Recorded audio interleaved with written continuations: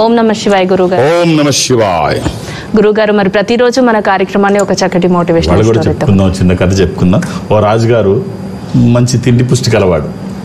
జనరల్గా వాళ్ళకి ఏం లోటు ఉంటుంది, అన్నీ అందుబాటులో ఉంటాయి. ఏది కావాలంటే తెచ్చేవాళ్ళు ఉంటారు, వండేవాళ్ళు ఉంటారు. ఆయన అడిగిందే లేటు తెచ్చి పెడతారు. సో ఆయన తిండి పుష్టి కలవాడు కదా, చక్కగా పాయసం గీసం రోజు లాగించేవాడు. అన్నీ కావాల్సినవన్నీ మంచిగా వండించుకొని ఏమేం కావాలో అడిగి వంట వాళ్ళతో వండించుకొని తినేవాడు. ఏమవుద్ది అలా తింటే? అదుపు ఆపు లేక తింటే ఏమవుద్ది? శరీరం పెరుగుద్ది. డిపాజిట్స్ అవుతూ ఉంటే శరీరం పెరిగింది, బాగా పెరిగింది, బాగా లావ్ అయ్యాడు. బాగా లావ్ అయిన తర్వాత ఏం చేయాలి? నెక్స్ట్ తగ్గాలి. పెరిగిపోయిన తర్వాత తగ్గాలి, అయితే ప్రమాదం. చూశాడు బాగా పెరిగిపోతుంది. మంత్రి గారు చెప్తాడు, మహారాజా శరీరం బాగా పెరిగిపోతుంది, ఏదైనా మనం ఈ మార్గం ఏదైనా ఆలోచించాం.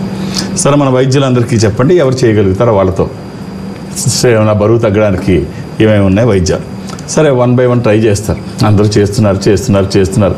ఎవరికి తోచిన మందులు వాళ్ళు ఇస్తున్నారు. ఆకులు నూరేవాడు ఒకడు, మూలికలు తెచ్చేవాడు ఒకడు, ఎక్సర్సైజ్ చేయించేవాడు ఒకడు, ఆహారంలో మార్చేవాడు ఒకడు, అది తింటే తగ్గుద్దని ఒకడు, ఇది తింటే తగ్గుద్దని ఒకడు. ఎవరికి తెలివితేటలు, ఎవరికున్న నాలెడ్జ్ వాళ్ళకి చేస్తూనే ఉన్నారు. ఏమీ ఉపయోగం లేదు. ఎలా ఉన్నాడు అలాగే ఉన్నాడు, ఏం మార్పు లేదు.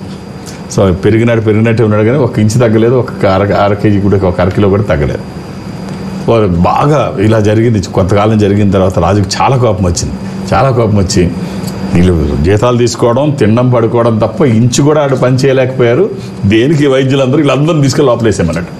అసలు ఏమాత్రం వైద్యం ఇంత కూడా నా శరీరం మీద పనికి రానప్పుడు, పని చేయనప్పుడు దేనికి వీళ్ళందరూ అని చెప్పేసి మొత్తం ఎంతమంది వైద్యులు ఉన్నారో, అది కాకుండా తనకి ఎంతమంది వైద్యం చేశారో అందరిని తీసుకెళ్ళి లోపల పడేసిన తర్వాత ఇలా కొన్ని రోజులు కొంతకాలం జరిగిన తర్వాత ఒక వైద్యుడు వచ్చి మహారాజా నేను వైద్యం చేద్దామని వచ్చాను, బట్ మీకు చేయాల్సిన అవసరం లేదు.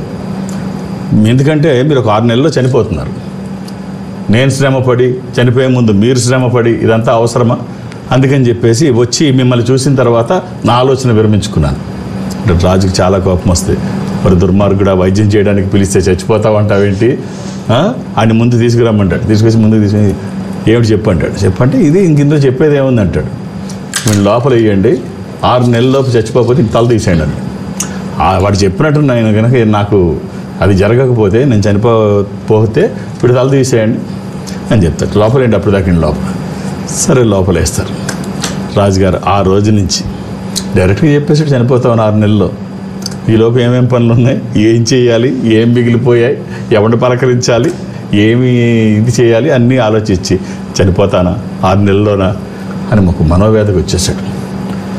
తిండి సహించట్లా, నిద్ర పట్టట్లా, ఎటు ఆలోచించలే చచ్చిపోతామని చెప్తున్నాడు. వైద్యుడే కనిపిస్తున్నాడు, పెద్ద భూతంలా కనిపిస్తున్నాడు, పడుకుంటే కనిపిస్తున్నాడు, పని చేస్తే కనిపిస్తున్నాడు, కొలువులో కూర్చుంటే కనిపిస్తున్నాడు. అదే గుర్తొస్తుంది. ఇదిగా కాలం గడుస్తుంది. రాజుగారు బాగా బలహీనపడుతున్నాడు. ఆ పడ్డం ఎలా అయిపోయాడంటే ఎండిపోయిన నక్కలా సన్నగా అయిపోయాడు. బాగా చిక్కిపోయాడు. మనోవేదన, ఆహారం లేకపోతే నిద్రపడు, ఇవన్నీ. ఇక 6 నెలలు అయింది. 6 నెలలు అయిన తర్వాత వాడు పిలవండి, అయిపోయిన టైము, వైద్యుని పిలిచిన తర్వాత నేను బతికే ఉన్నాను ఏంటి సంగతి అని అడుగుతాడు.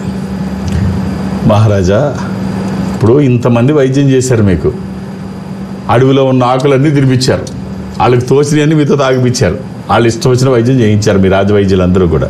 ఎవరితో ఏం కాలేదు కదా. ఒక్క మాటతో మొత్తం మీ బాడీని 30కి తగ్గించా. 25% మీకుంది బాడీ. ఒక్కసారి మిమ్మల్ని మీరు చూసుకోండి. ఇది బిల్డ్ అవ్వాలంటే ఎంతకాలం పడుతుంది? ఇప్పుడు మీరు ఎంత స్లిమ్గా, ఎంత చక్కగా, నాజుగ్గా ఉన్నారు. దీనికోసమే ఈ పదమే మీ మైండ్ మీద నేను ప్రయోగించా. ఇదే వైద్యం అంటే. ఒక్కసారి కరెక్ట్ అప్పుడు దాకా తన గురించి చూసుకునేవాడు. ఒక్కసారి చూసుకున్నాడు, ఏమిటి మాయ, ఇలా అయిపోయానా నేనేనా అని చెప్పి తను అడిగినవన్నీ ఇచ్చి, అడగనివి కూడా ఇచ్చి సత్కరించి పంపించాడు. కట్ చేస్తే మన మైండ్ చాలా శక్తివంతమైంది. అంటే డైరెక్ట్ ట్రీట్మెంట్, ఇండైరెక్ట్ ట్రీట్మెంట్. ఇప్పుడు చేసింది ఏమిటి? Indirect treatment. అంటే బటర్ఫ్లై ఎఫెక్ట్ అంటారు. ఇక్కడ ఇది చేస్తే అక్కడ అది అవుతుంది. బటర్ఫ్లై ఎఫెక్ట్ అంటారు. ఇది అలాగే రెగ్యులర్ మన జీవితంలో కూడా చాలామంది వాళ్ళ బలహీనతల్ని వాళ్ళు ఆడుకుంటూ ఉంటారు.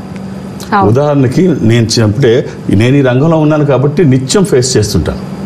ఏమిటంటే మాకు మందు పెట్టారని వచ్చేవాళ్ళు ఒకళ్ళు, చాతబడి చేశారు శ్రీలంక పెట్టి, ఇలా రకరకాలుగా మా మీద ఏదో ప్రయోగం చేశారని ఈ రకరకాలుగా వస్తూ ఉంటారు. ఎన్ని రకాలుగా వాళ్ళకి నచ్చ చెప్పినా మైండ్లో అది ఉండిపోద్ది. అవును. సింపుల్గా ఏమి లేదు, ఏమీ అక్కర్లేదు.